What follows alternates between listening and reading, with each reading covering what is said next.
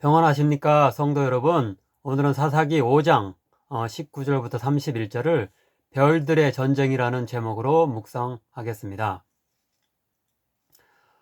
본문 시작부와 마지막 부분은 가나안 전쟁의 주인공이 궁극적으로 하나님이심을 선포하고 있습니다. 즉 전쟁의 승패가 하나님의 주권하심과 결정에 달려 있다는 말입니다. 20절과 31절입니다. 별들이 하늘에서부터 싸우되 그들이 다니는 길에서 시스라와 싸웠도다. 여호와여, 주의 원수들은 다 이와 같이 망하게 하시고 주를 사랑하는 자들은 해가 힘있게 도듬갑게 하시옵소서.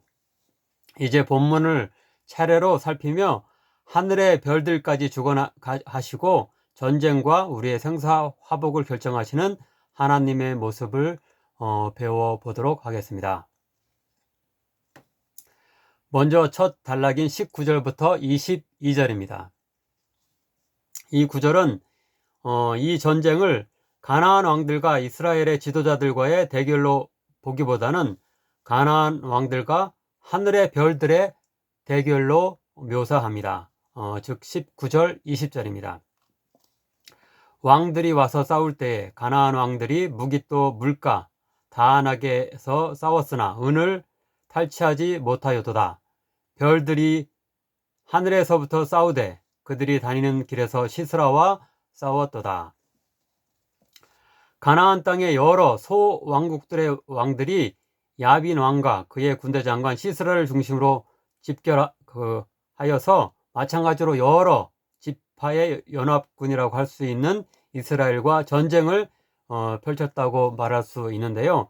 여기서는 이 전쟁이 결코 인간들만의 전쟁이 아니라 하나님이 개입하시고 이끄신 거룩한 전쟁, 곧 성전임을 가리키고 있습니다. 그래서 별들이 마치 인격체인 것처럼 하나님을 대변하여 가나안 왕들을 대변하는 시스라와 싸웠다라고 표현하고 있는 것입니다.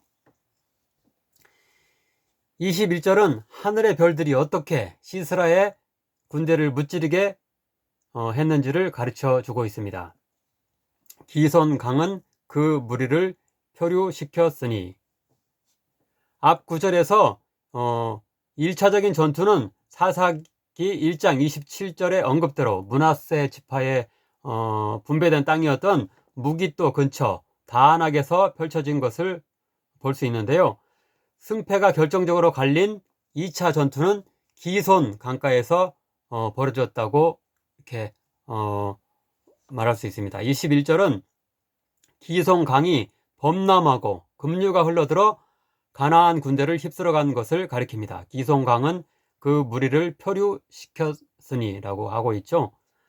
5장 4절에서도 하늘이 물을 내리고 구름도 물을 내렸나이다 라는 대목이 있는데, 이것을 봤을 때 갑자기 많은 비가 와서 기손 강이 범람하게 되었고 가까이 있던 가나안 군대를 덮쳤다고 생각할 수 있습니다. 22절은 그때에 군마가 빨리 달리니 말굽소리가 땅을 울리도다 라고 이렇게 말씀하고 있는데요. 이것은 가나안 군대가 자랑하는 철병거가 물로 인해서 넘어뜨려졌고 사람들은 이제 죽게 되었고 말들만 간신히 탈출하는 장면을 말한다고 볼 수 있겠습니다. 당시 가나안 족속들은 자신들의 신인 바알이 폭풍우와 날씨 그리고 전쟁을 지배하는 것으로 여겼는데, 본문은 바알이 아니라 바로 하나님께서 별들을 통해 날씨를 주관하시며 전쟁의 승패를 가져다 주시는 전쟁의 승리를 가져다 주시는 분임을 가르쳐주고 있는 것입니다. 다음으로 두 번째 단락인 23절부터 27절을 상고하겠습니다. 먼저 23절은 메로스 주민들에 대한 저주를 선언하는데, 그 이유는 그들이 전쟁에 협조해 달라는 요청에 응하지 않았기 때문입니다. 메로스라는 지명이 어디를 가리키는지 여전히 밝혀지지 않았는데요. 아마도 이스라엘이 가나안 군대를 추격하는 중에 도움을 요청했지만 거절한 이방 족속의 주거지를 가리키는 것 같습니다. 앞에 참전하지 않은 루벤과 길르앗, 단과 아셀 지파와 더불어 이렇게 도움 요청에 응하지 않은 메로스 지역의 주민들이 비난을 받고 있는 것입니다. 반면 24절부터 27절에 보면 적군의 군대 장관 시스라를 죽인 야엘이라는 이방 여인은 큰 칭찬과 축복을 받습니다. 24절입니다. 겐 사람 헤벨의 아내 야엘은 다른 여인들보다 복을 받을 것이니 장막에 있는 여인들보다 더욱 복을 받을 것이로다. 그 마지막 절인 27절은 야엘에 의해서 죽은 시스라의 최후를 매우 비참하게 묘사하고 있습니다. 그런데 이것은 이어지는 구절에 시스라의 어머니의 기대와 정반대되는 모습입니다. 그가 그의 발 앞에 구부러지며 엎드러지고 쓰러졌고 그의 발 앞에 구부러져 엎드러져서 그 구부러진 곳에 엎드러져 죽었노라. 구부러지고 엎드러지고 쓰러졌다. 이런 말들이 계속해서 반복적으로 나타나고 있습니다. 바로 이어지는 28절부터 30절의 세 번째 단락은 시스라의 어머니에 대한 흥미로운 이야기를 담고 있습니다.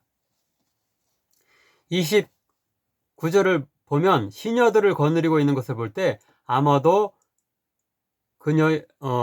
시스라의 어머니는 작은 왕국의 여왕 노릇을 하고 있었고 자신의 아들 시스라를 앞세워서 권세를 부린 인물로 여겨집니다. 사사 드보라가 이스라엘의 어머니로 불리며 칭송받는 반면 여기서 그녀는 시스라의 어머니라고만 불리며 탐욕스럽고 포악한 못된 여인으로 묘사됩니다. 즉 그녀는 왜 자신의 아들이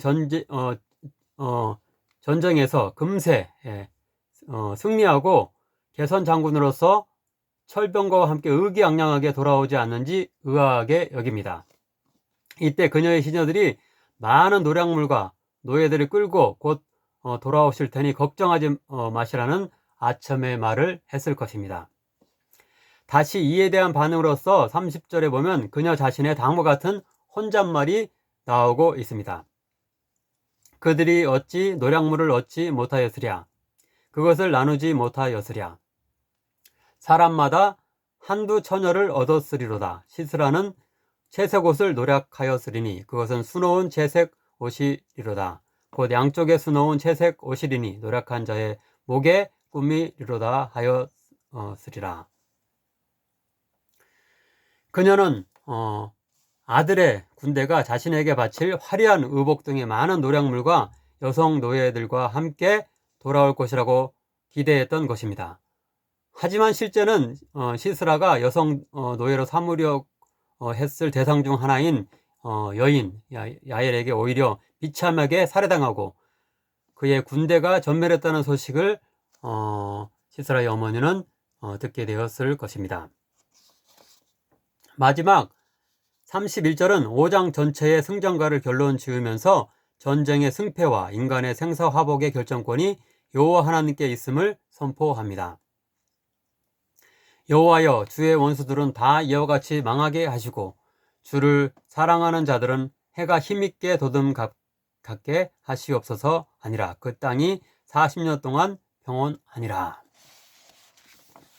아무쪼록 우리들은 여호와 하나님을 사랑하는 자로서 어떤 짙은 어두움이라도 모두 물리치고 힘차게 다시 떠오르며 우리 주변 사방을 환히 비추고 활기 있게 할 수 있는 자들 되길 간절히 축원합니다. 기도하시겠습니다.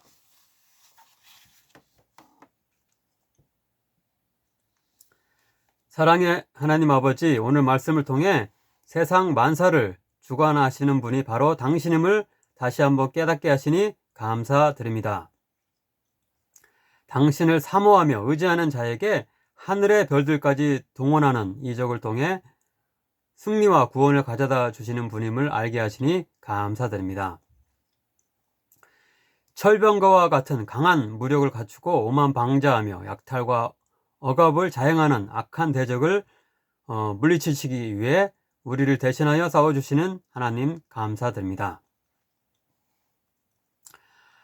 하나님의 함께 하심을 믿으며 오늘의 불의하고 탐욕스러운 자들과도 용감히 맞설 수 있는 우리 그리스도인들 되게 하소서.